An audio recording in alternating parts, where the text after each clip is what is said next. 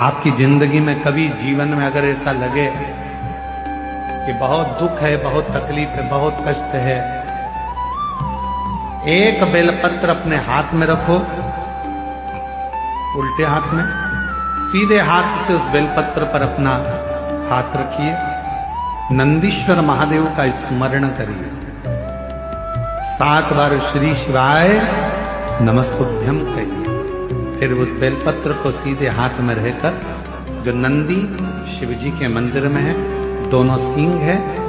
उस सींग के ठीक पीछे नंदी का उभरा हुआ भाग है, उस भाग पर नंदीश्वर शिवलिंग का स्मरण कर कर बेलपत्र को चढ़ा दो। इस डंडी का भाग पूंछ की ओर होना चाहिए, पत्ते का भाग मुख की ओर हो, और उस बेलपत्र को बाबा के चढ़ाकर कितना भी दुख हो जिंदगी में, कितना भी कष्ट हो, नंदीश्वर महादेव का जब स्मरण आप करने लगते हो तो धीरे धीरे वो दुख कटना प्रारंभ हो जाता है। आपकी जिंदगी में कभी जीवन में अगर ऐसा लगे कि बहुत दुख है, बहुत तकलीफ है, बहुत कष्ट है, एक बेलपत्र अपने हाथ में रखो, उल्टे हाथ में, सीधे हाथ से उस बेलपत्र पर अपना हाथ रखिए,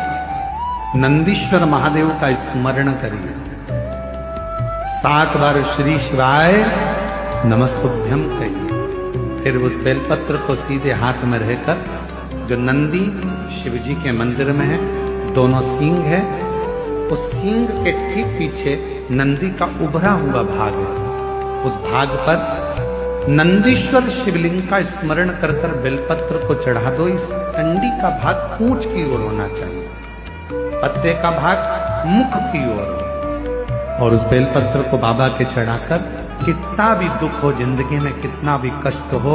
नंदीश्वर महादेव का जब स्मरण आप करने लगते हो तो धीरे धीरे वो दुख कटना प्रारंभ हो। जब व्यक्ति बहुत ज्यादा उलझनों में कहीं एकदम अचानक गिर जाए, अचानक से आकर गिर गया और उसका कोई निर्णय निकल ही नहीं रहा, उस समय पर कुछ मत कर, सुसाइड का तो सोची मत ही, मरने का तो सोची मत ही, केवल एक काम कर, एक कनेर का फूल और एक दुर्वा दोनों ले जा। जया, विषहरा, चामली बारी,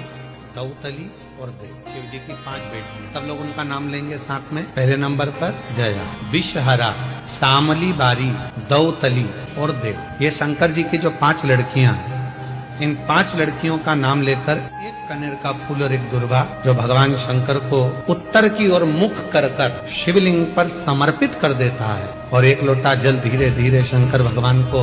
अपने मन की कामना कर कर, जिस उलझन में वो फंसा हुआ है, जिस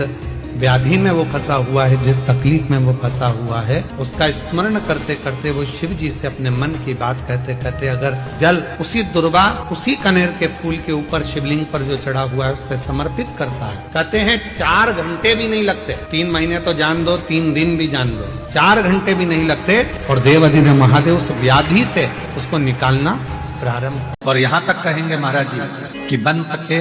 कभी कोई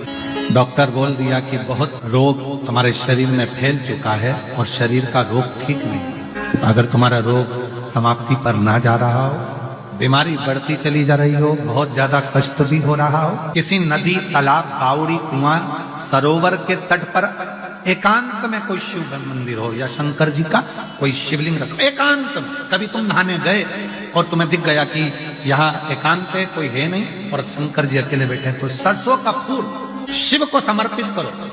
और जिस नदी के तट पर आपने शिवलिंग को जब सरसों का फूल चढ़ाया है, उसी जलाशय का जल लेकर अपने ऊपर प्रोक्षण 7 बार करो, कुंदकेश्वर महादेव का नाम ले, डॉक्टर का इलाज कराते रहो, जांच कराते रहो, दवाइयां लेते रहो, और साथ में अगर 2 या 3 बार आपने सरसों का फूल चढ़ाकर जिस जलाशय, जो नदी, तालाब, बावड़ी, कुआं, जहां पर भी वो शिवलिंग रखा है, उसका जलाशय का जल यदि अपने ऊपर 5 से 7 बार प्रोक्षण कर लिया, तो जो बीमारी शरीर में है उसको समाप्त होना ही पड़ेगा, धीरे धीरे वो समाप्ति पर जाएगी। सरकारी आंकड़े में 7 लाख से ऊपर भक्त पंडाल के बाहर और पंडाल के अंदर बैठे हैं, और शास्त्र के अनुसार, जो गूगल बता रहा है, शास्त्र के अनुसार ये जो स्थान है, भूमि है, ये टेंट पंडाल को मत देखना, इस भूमि पर 80,000 ऋषियों के मुख से जिस जमीन पर हम कथा कर रहे हैं और आप लोग सुन रहे हैं, इसी धरा पर 88,000 ऋषियों ने हजारों वर्ष पहले कथा को श्रवण किया था। ये गूगल पर आ रहा है। वक्ता सूत जी थे और हजारों ऋषियों ने इस कथा को इस भूमि पर सुना था। विश्व की सबसे पहली शिव पुराण इसी धरा पर हुई थी। बाबा जी